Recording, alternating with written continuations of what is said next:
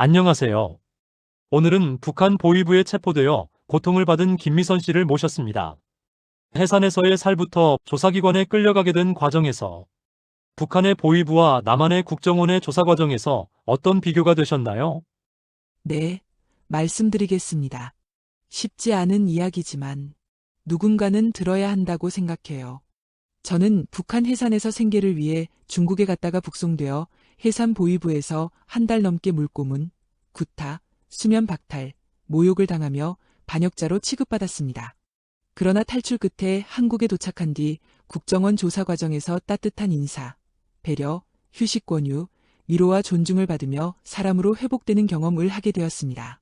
같은 조사였지만 보위부는 인간을 파괴했고 국정원은 인간을 회복시켰습니다. 지금 저는 한국에서 새로운 꿈을 꾸며 살아가고 있습니다. 구독과 좋아요는 이 영상을 만드는데 큰 힘이 됩니다. 지금 한번 꼭 눌러주세요. 이야기 시작합니다. 해산은 제 고향이었습니다. 압록강 건너편으로 중국이 보이는 국경도시죠. 남편을 일찍 여의고 13살 딸아이 하나를 키우고 있었어요. 배급은 끊긴 지 오래고 장사를 해야 했습니다. 처음엔 시장에서 옥수수, 감자 같은 걸 팔았어요. 하루 벌어 하루 먹고 사는 생활이었죠.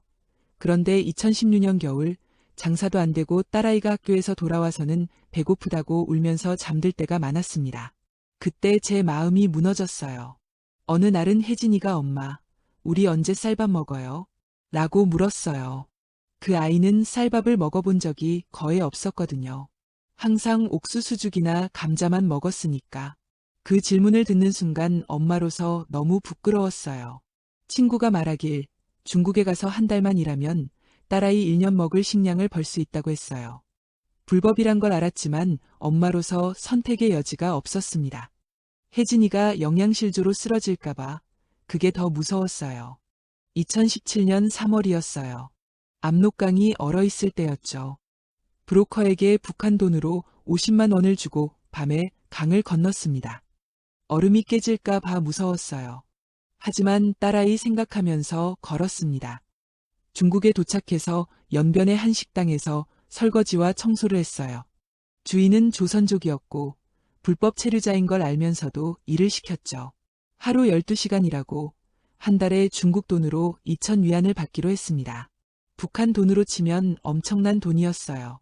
매일 밤 딸 생각을 했습니다. 조금만 참으면 우리 혜진이한테 좋은 거 많이 사줄 수 있어라고 생각하면서 버텼어요. 하지만 2달째 되던 어느 날 새벽, 중국 공안이 들이닥쳤습니다. 새벽 4시쯤이었어요. 자고 있는데 문을 발로 차고 들어왔어요. 북조선 사람 나와. 라고 소리치면서 저와 다른 북한 여성 둘이 붙잡혔습니다. 손에 수갑이 채워지고 트럭에 실려서 그대로 북송됐습니다. 도문세관을 통해 남양으로 넘어갔어요.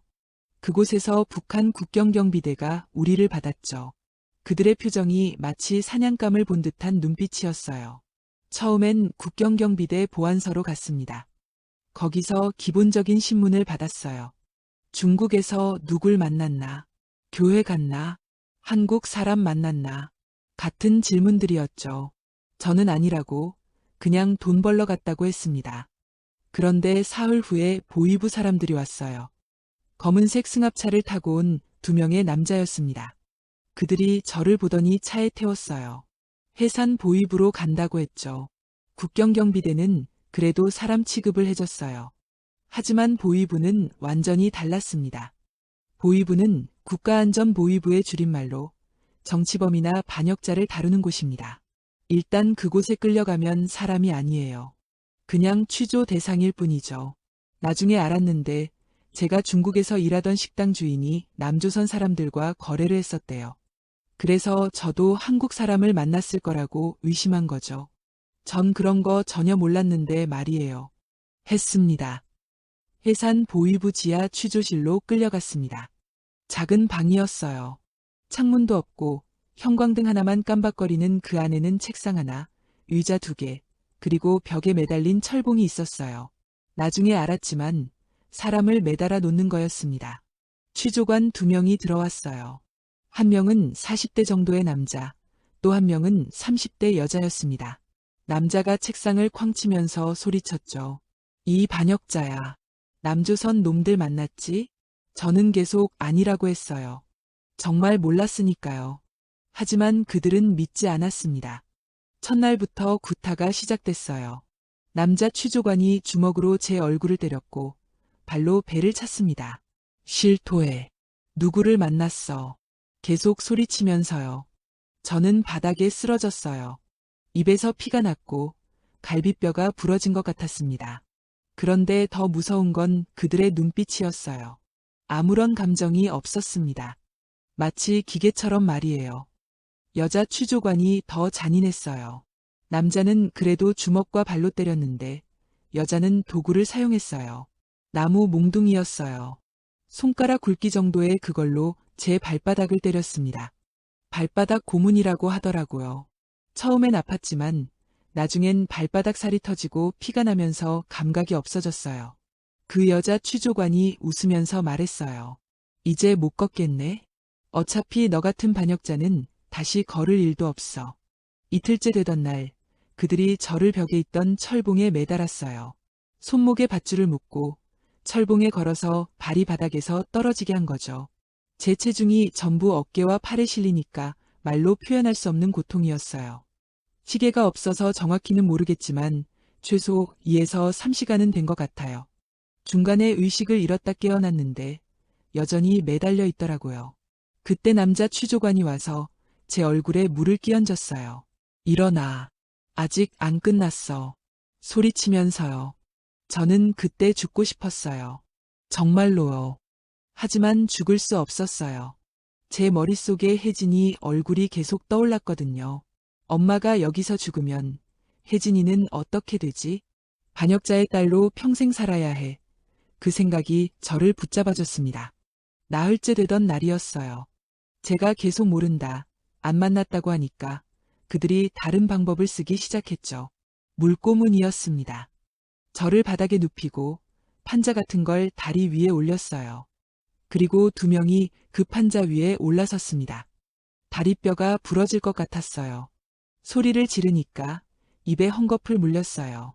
그 상태로 얼굴에 수건을 덮고 물을 부었습니다. 숨을 쉴 수가 없었어요. 물이 코와 입으로 들어오는데 헝겊 때문에 뱉을 수도 없고 익사하는 느낌이었어요. 제 인생에서 가장 공포스러운 순간이었어요. 죽음이 바로 앞에 있다는 걸 느꼈어요. 머릿속이 하얘지고 폐가 터질 것 같았습니다. 그때 갑자기 물이 멈췄어요. 수건을 벗겼죠. 저는 물과 침을 토하면서 기침을 했어요. 살았다는 안도감과 동시에 또 할 거라는 공포가 엄습했습니다. 여자 취조관이 제 얼굴 앞에 쪼그려 앉아서 말했어요. 이제 말할래? 아니면 더 할까? 그 목소리가 너무 차가웠어요. 마치 날씨 묻는 것처럼요. 취조 후에는 취조실 옆에 있는 작은 독방으로 끌려갔어요. 거기가 제 방이었죠. 작은 콘크리트 방이었어요. 화장실도 없어서 구석에 양동이 하나만 있었어요. 수면 박탈도 고문의 일종이었어요. 밤에도 형광등을 꺼주지 않았어요. 계속 켜져 있었죠. 그리고 2에서 3시간마다 문을 열고 일어나 라고 소리쳤어요. 잠을 자지 못하게 하는 거였습니다. 밥은 하루에 한 번, 옥수수죽 한 그릇이었어요. 그마저도 제대로 된 게 아니었어요. 옥수수 알갱이 몇 개가 물에 떠다니는 정도였죠. 어느 날은 너무 배가 고파서 제가 물 좀 주세요 라고 했어요.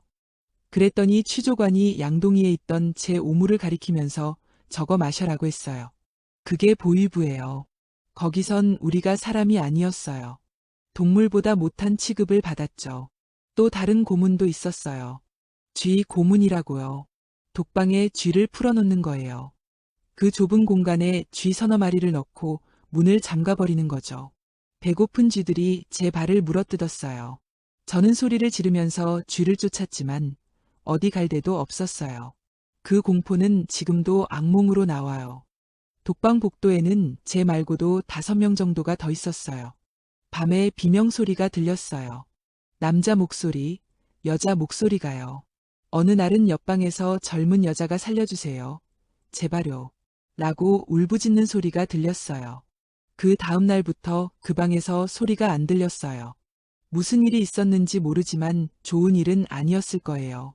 일주일쯤 됐을 때 저는 완전히 무너졌어요. 제가 죄인이라고 믿기 시작했어요. 매일 듣는 거예요. 너는 반역자다. 너는 국가를 배신했다. 너는 인간 쓰레기다. 수백 번, 수천 번 들으니까 어느 순간 그게 진실처럼 느껴지더라고요. 거울이 없어서 제 얼굴을 볼 수 없었지만 손으로 만져보니 얼굴이 퉁퉁 부어있고 머리카락은 한 움큼씩 빠지고 있었어요. 저는 더 이상 사람 같지 않았어요. 감정이 사라졌어요. 아픔도, 슬픔도, 분노도 느껴지지 않았어요. 그냥 텅 빈 것 같았어요. 어느 날 취조 중에 남자 취조관이 또 저를 때렸는데 저는 아무 반응도 하지 않았어요. 울지도 비명을 지르지도 않았어요. 그냥 죽은 것처럼 가만히 있었죠. 그랬더니 그 취조관이 화를 내면서 더 세게 때렸어요. 반응해. EX야. 소리치면서요. 하지만 저는 이미 부서져 있었어요. 직접적인 성폭행은 없었어요. 하지만 성적 굴욕은 있었어요. 옷을 벗기고 몸수색을 한다면서 여자 취조관이 제 몸을 더듬었어요. 모욕적인 말을 하면서요. 이게 뭐야? 남조선 놈들 유혹하려고 이렇게 다녔어? 같은 말들이요. 그리고 남자 취조관들이 지켜보는 앞에서 속옷만 입은 채로 취조를 받기도 했어요. 그들의 시선이 너무 역겨웠어요. 한 번은 남자 취조관이 제 몸을 훑어보면서 중국에서 몸 팔았지? 라고 했어요. 저는 아니라고 했지만 그는 비웃으면서 거짓말하지 마. 내 같은 년들은 다 똑같아 라고 했어요. 가장 고통스러웠던 건 딸 이야기를 할 때였어요. 취조관들이 제 딸에 대해 알고 있었어요. 내 딸 김혜진이 13살이지? 지금 친척 집에 있던데 엄마가 반역자면 그 애도 끝이야. 학교도 못 가고 결혼도 못하고 평생 감시 대상으로 살겠지. 그 말을 들을 때 미칠 것 같았어요. 제가 한 일 때문에 딸아이가 고통받는다는 게 그게 제일 무서웠어요. 여자 취조관이 악랄하게 웃으면서 말했어요. 내가 실토하면 딸은 살려줄 수도 있어. 안 그러면 그 애도 정치범 가족이 되는 거야. 저는 울면서 애원했어요. 제발 제 딸만은 건드리지 마세요. 제가 잘못했어요. 다 제 잘못이에요. 하지만 그들은 그저 웃기만 했어요. 보이부 취조실에서 한 달하고 열흘을 보냈어요. 매일이 지옥이었어요. 아침에 눈을 뜰 때마다 오늘도 살아있구나 라는 생각이 들었죠. 감사함이 아니라 절망으로요. 어느 날 취조가 끝나고 독방으로 돌아갔는데 벽에 무언가가 긁혀 있었어요. 이전에 이 방에 있었던 사람이 손톱으로 쓴 것 같았어요. 하나님, 왜 저를 버리십니까? 라고요. 저는 그 글을 보면서 이전에 이 방에 있었던 사람도 같은 고통을 겪었구나. 그리고 아마도 죽었거나 더 끔찍한 곳으로 갔겠구나 하는 생각이 들었어요. 한 달 반쯤 됐을 때 더 이상 새로운 정보가 나오지 않으니까 그들도 포기한 것 같았어요. 마지막 취조날, 남자 취조관이 서류에 도장을 찍으면서 말했어요. 김미선, 너는 중화인민공화국의 불법으로 월경하여 사회주의 조국을 배신한 죄로 노동단연대 2년형에 처한다. 저는 그 순간 안도했어요. 살았구나. 정치범수용소는 안 가는구나 하는 생각이 들었죠. 보위부에서의 경험이 너무 끔찍해서 노동단련대가 천국처럼 느껴질 정도였어요. 노동단련대는 보위부보다는 확실히 나았어요. 최소한 사람 취급은 해줬으니까요. 하지만 여전히 지옥이었죠. 하루 12시간 벌목 작업을 했어요. 겨울에는 영하 20도가 넘는 추위에도 일을 해야 했고 여름에는 모기와 더위에 시달렸어요. 식사는 하루 2끼, 옥수수밥이었어요. 하지만 거기서 제 인생을 바꾼 사람을 만났습니다. 이름은 밝힐 수 없지만 평양에서 온 40대 여성이었어요. 그분도 중국을 갔다 왔다고 하더라고요. 어느 날 밤 우리 둘이서 나무를 패다가 그분이 조용히 말했습니다. 언니, 여기서 나가서도 우리 인생은 끝이야. 감시 대상으로 평생 살아야 해. 차라리 한국으로 가자.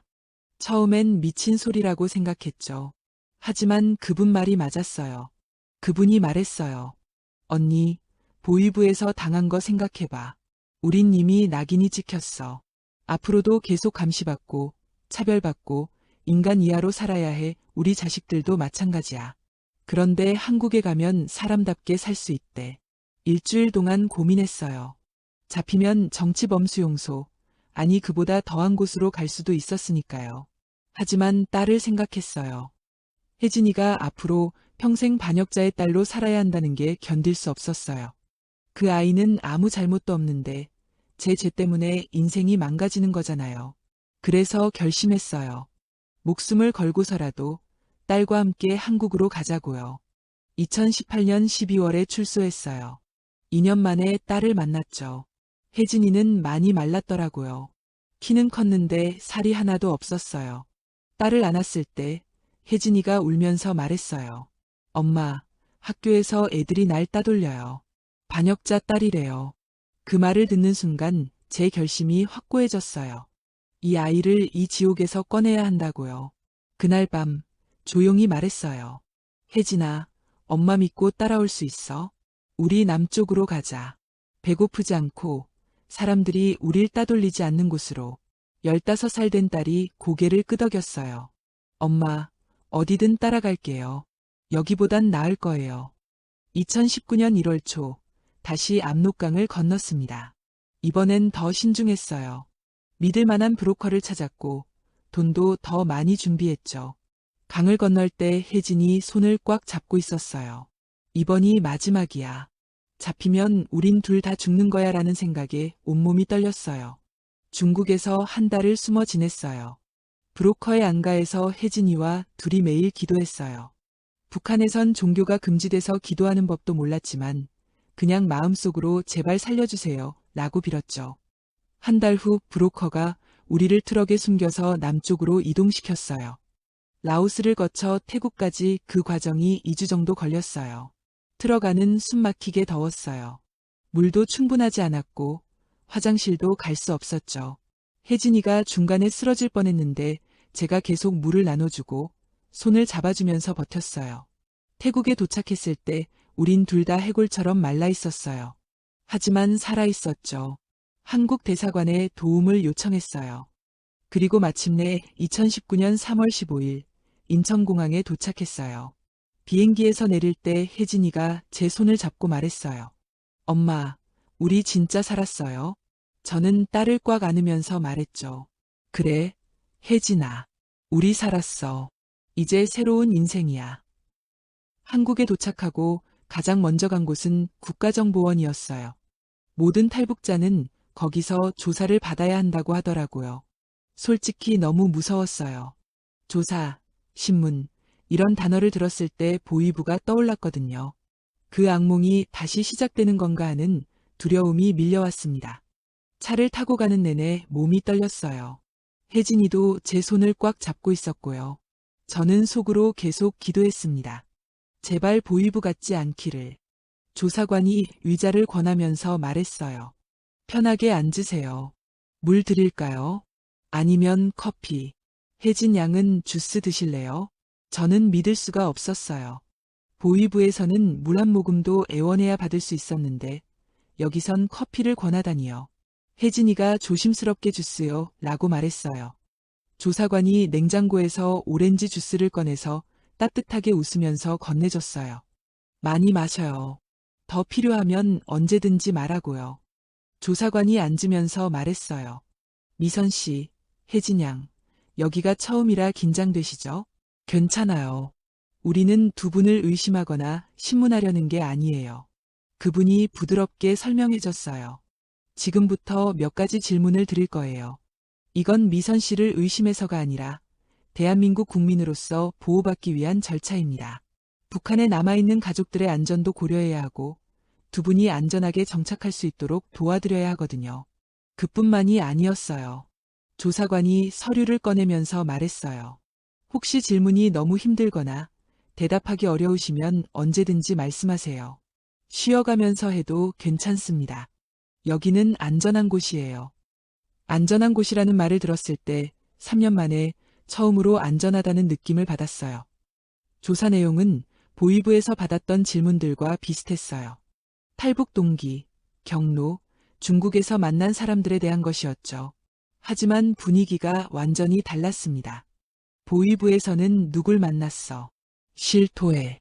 라고 소리를 질렀다면 여기선 중국에서 어떤 분들을 만나셨나요? 천천히 기억나시는 대로 말씀해 주세요. 라고 부드럽게 물었어요. 제가 대답을 망설이거나 기억이 안 나면 보위부에서는 바로 주먹이 날아왔어요. 하지만 여기선 괜찮아요. 천천히 생각하세요. 기억 안 나는 부분은 대략적으로만 말씀하셔도 됩니다. 라고 했어요. 한 번은 제가 북한에서의 생활에 대해 말하다가 보위부 이야기를 했어요. 물고문 당했던 얘기를요. 그 기억을 떠올리다가 갑자기 숨이 막혔어요. 과호흡이 왔죠. 심장이 터질 것 같고 숨을 쉴 수가 없었어요. 그때 조사관이 바로 의자에서 일어나서 제 옆으로 왔어요. 그리고 무릎을 꿇고 앉아서 제 손을 잡았어요. 부드럽게 제 손을 잡으면서 차분한 목소리로 말했어요. 미선 씨, 여기 보세요. 제 눈을 보세요. 천천히 숨 쉬세요. 하나, 둘, 셋, 넷, 괜찮아요. 여기는 안전해요. 아무도 미선 씨를 해치지 않아요. 저는 그분 눈을 보면서 천천히 숨을 쉬었어요. 그분이 계속 제 손을 잡고 있으면서 잘하고 계세요. 천천히 반복해서 말해줬어요. 몇 분 후에 제가 진정됐을 때 조사관이 물을 가져다 주면서 말했어요. 미선 씨, 오늘은 여기까지만 하죠. 충분히 힘드셨을 거예요. 푹 쉬시고 내일 다시 이어가도 괜찮습니다. 저는 그 순간을 평생 잊지 못할 거예요. 보위부 취조관은 제가 쓰러지면 물을 끼얹어서 깨웠어요. 일어나. 아직 안 끝났어. 소리치면서요. 하지만 이 조사관은 제 고통을 이해해줬어요. 제가 힘들어하면 쉬게 해줬고 제 상황에 맞춰줬어요. 사람으로 대해준 거죠. 혜진이는 다른 방에서 여자 조사관과 이야기를 나눴어요. 나중에 혜진이가 제게 말했어요. 엄마, 그 언니가 진짜 친절했어요. 나한테 과자도 주고 한국 학교는 어떤지 설명해주고 무서운 사람 아니었어요. 혜진이가 무서운 사람 아니었어요. 라고 말했을 때 제 마음이 놓였어요. 이 아이도 저처럼 신문이라는 단어에 트라우마가 있었는데 여기서는 두려움 대신 안정감을 느낀 거죠. 조사는 약 2주 정도 걸렸어요. 매일 오전 9시쯤 시작해서 점심 먹고 오후 3에서 4시쯤 끝났어요. 한 번도 밤샘 조사가 없었고 주말에는 쉬었어요. 보위부에서는 낮과 밤 구분 없이 쉬는 시간도 없이 계속 취조당했는데 여기는 완전히 달랐죠. 조사 둘째 날 조사관이 노트북을 꺼내면서 말했어요. 미선 씨, 오늘은 북한에서의 생활에 대해 여쭤볼게요. 혹시 사진이나 보여드리면 기억하시는데 도움이 될까요? 그리고 해산시 지도를 보여줬어요. 위성사진으로 찍은 거였어요. 저는 깜짝 놀랐어요. 제가 살던 동네가 그대로 보였거든요. 여기가 미선 씨 집이 있던 곳인가요? 조사관이 친절하게 물었어요. 저는 고개를 끄덕이면서 갑자기 눈물이 났어요. 제 고향이었으니까요. 조사관이 휴지를 건네주면서 말했어요. 천천히 우세요. 고향 생각나시죠? 많이 그리우시겠어요. 셋째 날, 가장 힘든 질문이 왔어요. 보위부에서 당한 고문에 대해서였죠. 조사관이 조심스럽게 말했어요. 미선 씨, 이 질문이 많이 힘드실 거예요. 하지만 미선 씨가 당한 인권 침해를 기록으로 남겨야 해요. 언젠가 북한 정권이 이런 범죄에 대해 책임을 지게 만들어야 하니까요. 혹시 말씀하실 수 있으세요? 조사관이 제게 선택권을 준 거예요. 보위부에서는 강제로 자백을 받아냈는데 여기선 제 의사를 존중해 준 거죠. 저는 말하기로 했어요.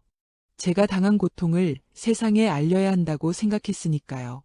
물고문, 구타, 수면 박탈 하나씩 말할 때마다 조사관의 표정이 어두워졌어요. 그분도 고통스러워하는 게 보였어요. 제가 쥐 고문 얘기를 했을 때 조사관이 잠시 말을 멈추더니 눈시울이 붉어진 채로 말했어요. 미선 씨, 정말 죄송합니다. 그런 일을 겪으셨다니. 저는 깜짝 놀랐어요. 조사관이 왜 저에게 사과를 하는 거죠? 그분은 아무 잘못도 안 했는데요. 그분이 설명했어요. 같은 인간으로서 미선 씨가 그런 비인간적인 대우를 받았다는 게 너무 가슴 아픕니다. 이제는 안전하니까 그런 일은 다시는 일어나지 않을 거예요. 그날 조사를 마치고 나올 때 조사관이 제 어깨에 손을 살짝 얹으면서 말했어요. 미선 씨, 오늘 정말 용감하셨어요. 그 끔찍한 기억을 다시 떠올리는 게 얼마나 힘든지 알아요. 고생하셨습니다. 고생하셨습니다. 라는 말. 보위부에서는 평생 들을 수 없는 말이었어요. 거기선 제가 고생하는 게 당연했고, 오히려 더 고생시키려고 했으니까요. 하지만 이 조사관은 제 고통을 인정해줬어요. 제가 힘든 일을 해냈다고, 용감하다고 칭찬해줬어요. 일주일쯤 됐을 때 제가 감기에 걸렸어요. 밤에 기침을 많이 해서 잠을 못 잤죠. 다음날 조사실에 갔을 때 조사관이 제 얼굴을 보더니 바로 알아챘어요. 미선 씨, 안색이 안 좋으신데 어디 불편하세요? 제가 괜찮습니다. 그냥 감기예요 라고 했더니 조사관이 그럼 오늘은 쉬세요. 건강이 우선이에요 라고 했어요. 저는 깜짝 놀라서 아니에요. 조사 받아야죠 라고 했어요. 보위부에서는 아파도 취조를 받아야 했으니까 쉬는 건 상상도 못했죠. 하지만 조사관이 고개를 저으면서 말했어요. 미선 씨, 여기는 북한이 아니에요. 아프면 쉬어야 해요. 조사는 나중에 해도 괜찮아요. 그리고 약국에서 감기약을 사다 줬어요. 자기 돈으로요. 이거 드시고 푹 쉬세요. 내일 컨디션 보고 다시 올지 결정하시면 돼요. 라고 하면서요. 그 약을 받아들고 저는 울었어요. 보위부에서는 아파도 물 한 모금 제대로 못 받았는데 여기선 감기약을 사다 주다니요. 혜진이가 엄마, 여기 사람들 진짜 착해요 라고 말했어요. 저도 고개를 끄덕였죠. 그래, 혜진아. 우리 좋은 곳에 왔구나. 열흘째 되던 날 조사관이 물었어요. 미선 씨, 한국에서 어떤 일을 하고 싶으세요? 혹시 꿈이 있으세요? 저는 그 질문에 대답을 못했어요. 꿈이라는 게 뭔지 잊어버렸거든요. 북한에서는 생존이 전부였고 꿈 같은 건 사치였으니까요. 조사관이 부드럽게 말했어요. 괜찮아요. 지금은 모르셔도 돼요. 천천히 찾아가시면 됩니다. 대한민국에서는 누구나 꿈을 꿀 권리가 있어요. 그 말을 듣는 순간 뭔가 가슴속에서 따뜻한 게 올라왔어요. 희망이었던 것 같아요. 2주 후 마지막 날이었어요. 조사관이 서류를 정리하면서 말했어요. 미선 씨, 혜진 양, 정말 수고 많으셨습니다. 이제 대한민국 국민으로서의 새로운 삶이 시작됩니다. 그리고 앞으로의 절차를 친절하게 설명해 줬어요.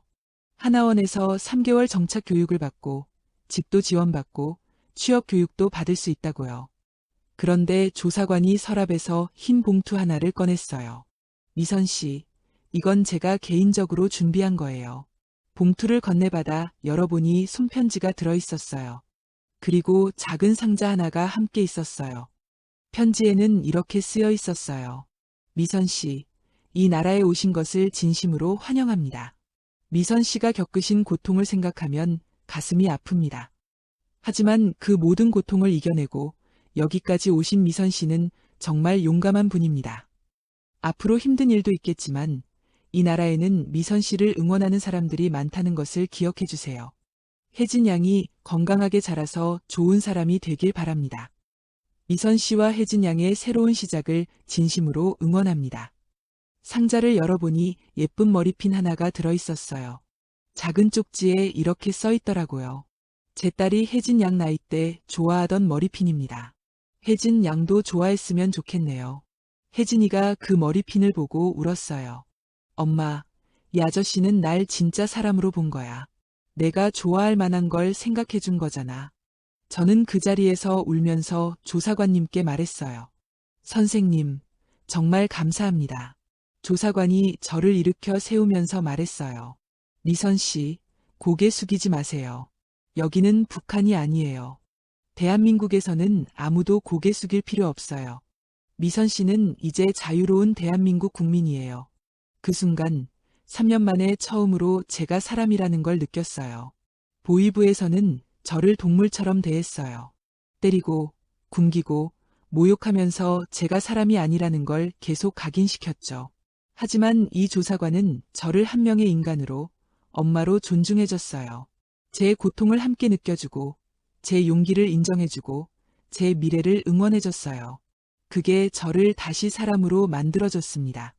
그분 이름도 정확히 몰라요. 개인정보 보호 때문에요. 하지만 제 마음속에는 영원히 남아있어요. 가끔 혜진이와 얘기해요. 혜진아, 그 아저씨 기억나? 우리한테 얼마나 친절하셨는지. 혜진이도 기억해요. 엄마, 나중에 크면 그 아저씨 같은 사람이 되고 싶어요 라고 말할 정도로요. 그뿐만이 아니에요. 국정원에서 만난 다른 직원들도 모두 친절했어요. 건물 입구에서 경비를 서던 분은 매일 아침 좋은 아침이에요. 미선 씨, 오늘도 화이팅! 이라고 인사해줬어요. 식당에서 일하시던 분은 혜진이가 반찬을 잘 안 먹는 걸 보고 혜진이 입맛에 맞는 반찬 만들어줄게라며 특별히 챙겨주셨고요. 그곳의 모든 사람들이 우리를 환영해줬어요. 조사받으러 온 사람이 아니라 가족처럼 대해줬어요. 마지막 날 건물을 나올 때 여러 직원들이 나와서 배웅해줬어요. 조사관님도, 경비 아저씨도, 식당 아주머니도요. 조사관님이 혜진이 머리를 쓰다듬으면서 말했어요. 혜진아, 공부 열심히 하고 엄마 말씀 잘 듣고 건강하게 자라. 나중에 좋은 사람 되어서 이 사회에 도움이 되는 사람이 돼. 혜진이가 네, 꼭 그럴게요 라고 대답했어요. 그리고 아저씨, 정말 고마웠어요 라고 인사했죠. 차를 타고 떠날 때 뒤를 돌아봤어요. 직원들이 손을 흔들고 있었어요. 혜진이도 창문으로 손을 흔들면서 엄마, 저 사람들 진짜 좋은 사람들이에요 라고 말했어요. 저는 딸을 안으면서 생각했어요. 그래, 혜진아. 세상에는 나쁜 사람도 있지만 좋은 사람도 많아. 우리 이제 좋은 사람들 사이에서 살 수 있어. 국정원에서의 경험은 제게 희망이었고 치유였어요. 보위부에서의 경험은 제 영혼을 파괴했어요. 사람에 대한 믿음, 세상에 대한 희망, 제 자신에 대한 존중 모든 게 부서졌죠. 하지만 국정원에서의 경험은 그 부서진 조각들을 다시 맞춰줬어요. 사람이 사람을 이렇게 대할 수도 있구나, 이렇게 따뜻할 수도 있구나 하는 걸 보여줬어요. 지금도 힘들 때마다 그때를 떠올려요. 처음 한국에 와서 적응이 안 될 때, 일자리를 구하지 못해서 좌절할 때, 사람들의 차가운 시선을 느낄 때, 그럴 때마다 조사관님이 주신 편지를 꺼내봐요. 미선 씨는 용감한 분입니다. 이 나라에는 미선 씨를 응원하는 사람들이 많습니다. 새로운 시작을 응원합니다. 그 말들이 저를 다시 일으켜 세워요. 그래, 나는 할 수 있어. 나는 가치 있는 사람이야. 가장 큰 차이는 인간에 대한 태도였어요. 보위부는 사람을 도구로 봤어요. 정보를 뽑아낼 도구, 처벌할 대상, 공포를 심어줄 본보기로요. 사람의 존엄성이나 인권 같은 건 존재하지 않았죠. 취조관들에게 저는 김미선이라는 한 명의 인간이 아니었어요. 그냥 반역자, 범죄자, 조사 대상 003번 같은 숫자나 레이블이었죠. 하지만 국정원은 달랐어요. 거기서 저는 김미선이었어요. 딸을 사랑하는 엄마, 고향을 그리워하는 사람, 꿈을 꾸고 싶어하는 인간으로요. 조사관들이 저를 한 명의 인격체로 대해줬어요. 제 이야기에 귀 기울여주고, 제 감정을 존중해주고, 제 미래를 응원해줬어요. 보위부에는 인간애가 없었어요. 오직 두려움, 폭력, 지배만 있었죠. 사람을 부수는 곧이었어요. 하지만 국정원에는 인간애가 있었어요. 따뜻함, 존중, 연민이요. 사람을 회복시키는 곧이었어요. 같은 조사라는 과정이었지만 한쪽은 저를 파괴했고 한쪽은 저를 치유해줬어요. 이건 체제의 차이예요. 북한은 국가가 전부예요. 개인은 국가를 위한 도구일 뿐이고 국가에 순종해야 하죠.